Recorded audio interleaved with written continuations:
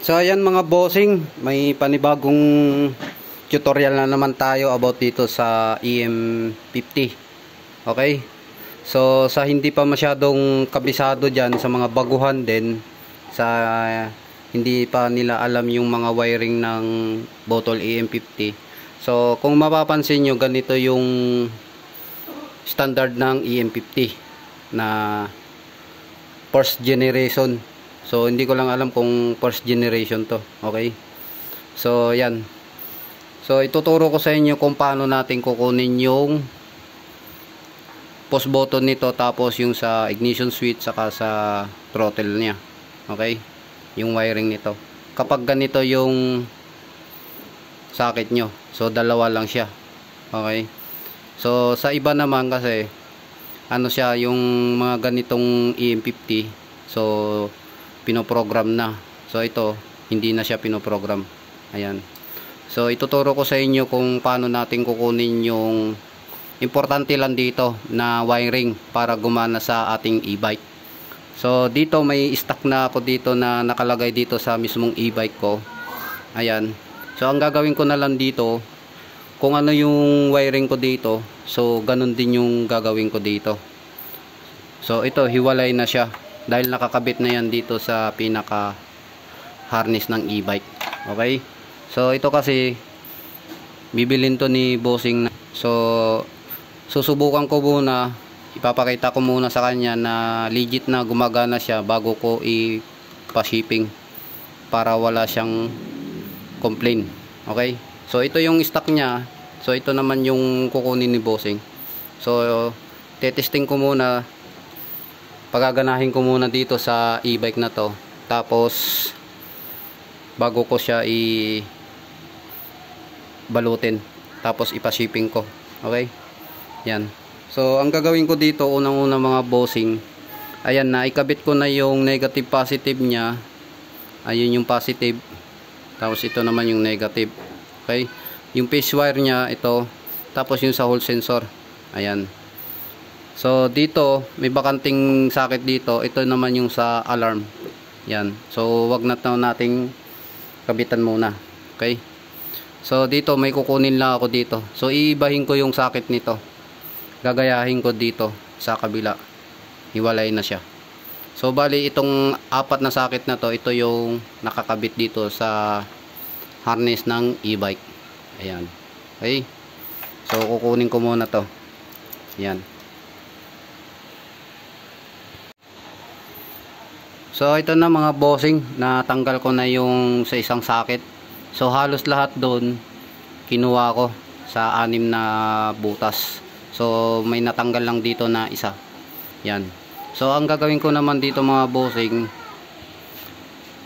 lalagyan ko naman siya ng socket para makakonek dito. Ayan.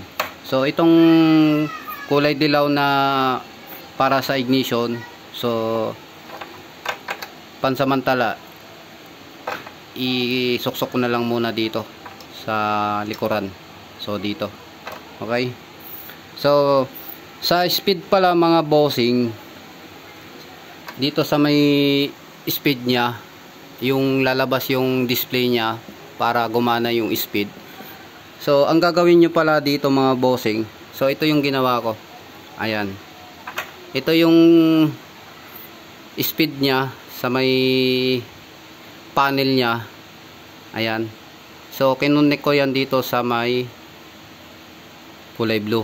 So ang nakakonek naman yan dito is kulay red pagdating dito. Ayan. Para gumana yung speed display niya. Okay? Dito nakakabit yan. So ang ginawa ko na lang, binaypass ko siya papunta dito sa socket. Ayan. So dito yan nakakabit. Ayan. Para lumabas yung display nyo, ayan, dito nyo ikakabit yung wiring galing sa harness nyo papunta dito sa panel. Okay? So mamaya titinan natin yan ha. Ayan. So bali ang natira dito mga bossing is 4 na lang. So mamaya ititest din natin to, itong wiring na to. Ayan. So gawan ko muna to ng socket para mailagay ko na dito sa pinaka harness ng e-bike. So ayan mga bossing, na itap ko na yung mga socket na ginawa ko. Galing sa controller papunta dito sa harness. So ayan. So dito, ito yung sa ignition. Ayan, sa ignition switch. Tapos ito naman yung galing sa harness. Ayan, ito yung sa may panel board, yung sa display. Nakakonect naman yan dito sa kulay blue white. So ito yon, itong blue white na to, tapos itong red na to na may white, papunta ng controller yan. So ito yung gear selection nya, yung push button. Ayan, tapos yung yellow black, yan, ito naman yung galing sa controller. So bali dalawa lang siya dahil push button to. Ayan, okay. So pagdating naman dun sa may taas nyan, so wag nyo ikakabit yung sa gitna, yung negative, dahil kung push button, so dalawang wire lang yan. So ito yung push button nya, dito ko nilagay yan. Okay, so ito naman yung sa brake sensor nya. Ayan, nakakabit siya. Tapos pagdating naman sa may throttle nya, ayan, yung kulay pink, tapos brown na may white, tapos violet. Ayan, violet lang siya. So ito lang yung may white, yung brown white. So dito naman nakatutok yan. Yung pink nakatutok sa red, tapos yung brown nakatutok sa may kulay green. Yung violet nakatutok naman sa may black. So papunta na yan dito sa may throttle. Okay, so yan lang yung pinaka importante na ikinabit ko. So pagdating naman dito, ito yung black, ito yung reverse kung gusto nyo ng reverse sa e-bike nyo. Tapos kung gusto nyo naman ng turbo, so ito yung yellow white. Ayan, ito yung yellow white na wire na to. Ito yung turbo nya, yung gear 4 nya, yung pinaka 4 nya. Okay, so ikakabit nyo lang yan sa negative. Okay, hanap lang kayo ng negative dito sa harap, tapos lagyan nyo siya ng push button na switch. Ayan, kagaya nito. Okay, so ngayon susubukan naman natin siya kung gagana siya or hindi. Okay, so ikabit muna natin yung sensor nya, sa brake sensor nya, ito. Ayan. So yan, depende na lang sa inyo mga bossing kung gusto nyong ikabit yung brake sensor nya or hindi. Yan. So kung hindi nyo ikakabit, so nasa sa inyo po yan. Ayan, nahirapan na ako. Ayan, so nakatap na siya. Ayan, so sa mga baguhan at gustong matuto kung paano i-wiring yung EM50, so ito baka makatulong sa inyo sa wiring nya. So kung makikita nyo yung EM50 nyo na kagaya ng socket nya dalawa, ganito, animan. So ito kasi nakahiwalay na siya. Dahil pagpunta sa harness, hindi naman tong buwan. Isang buo na 6 na socket. Okay? So stock kasi tong controller. Kung stock din yung harness nyo, tapos stock din yung controller, so pwede. Plug and play lang. Pero pag hindi, bagong harness nyo, so kailangan nyo ng palit ng socket. Okay, so ayan siya mga bossing. So ngayon susubukan natin siya kung gagana siya, kung hindi. Ayan, ignition natin. Naka mode na siya ng 2. Okay, so mode natin ng 1. Yan, mode 1, naka gear 1 na siya. So ito yung sinasabi ko na display. So dapat pagka once na tinap nyo yan, kung gusto nyo pala ng display mga ka-e-bike, so ikakabit nyo yung pinaka display nyo, yung doon sa may panel nyo papunta dito sa kulay red. Okay, so sa akin dito ko kinabit sa kulay blue, doon sa kabilang socket. Ayan, so tingnan natin, i-gear natin siya. Ayan, i-gear natin muna 2, 3. Okay, yan, i-1 muna, tapos throttle natin. Ayan, so gumagana siya. Yan, number 1,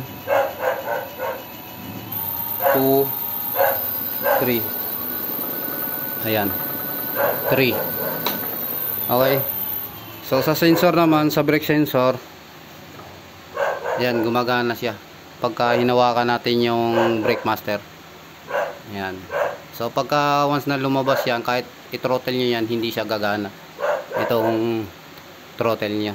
Ayan siya. So yan lang ang pinaka importante sa e-bike natin pag once na nag-wiring tayo dito sa controller. Okay. So wag na natin gayahin dun sa dating stock na harness taka controller. So kung nagpalit tayo ng bagong harness, so kailangan kung ano lang yung importante, yun lang yung ikakabit natin. So ito lang yung tandaan nyo, yung kulay pink, tapos yung brown na may white, tapos yung violet. So ito yung ignition nya. Ayan. Okay. So ito yon. Ito yung ignition. Tapos sa may push button naman, kapag push button naman, dalawa lang yan. So ito yung push button natin, yung red na may white, tapos yellow na may black. Okay. Tapos itong malaking yellow, ito naman yung sa ignition natin. Ayan. Tapos yung sa may panel display natin, ito yung panel display natin, yung papunta sa harap, yung kulay pink. So nag-bypass lang ako dito ng red papunta sa blue. Ayan, nakakonect sa blue yan. Tapos yung blue nakakabit naman sa may push button natin na wiring. So ito yung red na may white. Okay. So yan ang pinaka push button natin. So sa mga gustong pabilisin pa ng konti yung e-bike nila sa gear, so ang gagawin yung mga bossing, pwede nyong itap yung itong pinaka turbo nya, itong yellow white.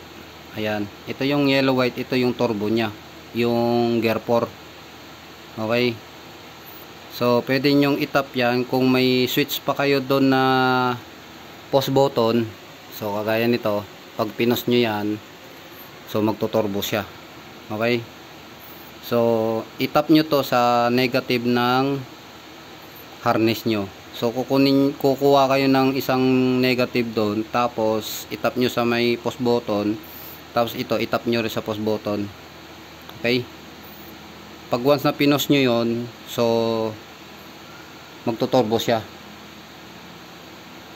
Okay. So pagdating naman sa reverse, kung gusto nyong kabitan ng reverse, so ito yung reverse nya, yung black white. Yan. So negative din yan, sa push button din yan pagka gusto nyo. Okay. So kailangan nyo lang ng push button. So kagaya nito. Yan, i-push nyo lang yan, tapos sabay throttle, atras na yung e-bike nyo. Ayan.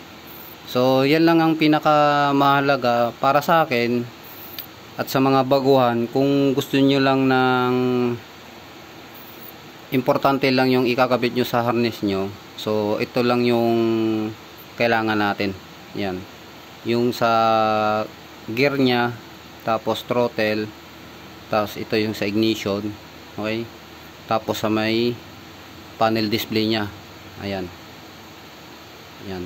So yan lang ang pinakamahalaga sa atin. Tapos yung sa may safety nya, yung ito nya. So yan lang naman ang mahalaga sa atin kung nag-install tayo ng controller. Okay. So throttle nya, gear selection, tapos yung sa ignition, yan. Tapos yung sa display. Yan. Okay.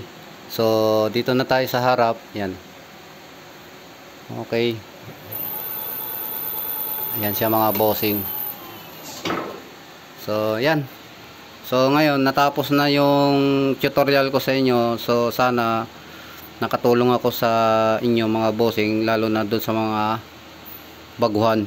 So sa gustong mag-install ng controller na ganito na stock na EM50. Okay? So yan, maraming salamat mga ka-e-bike.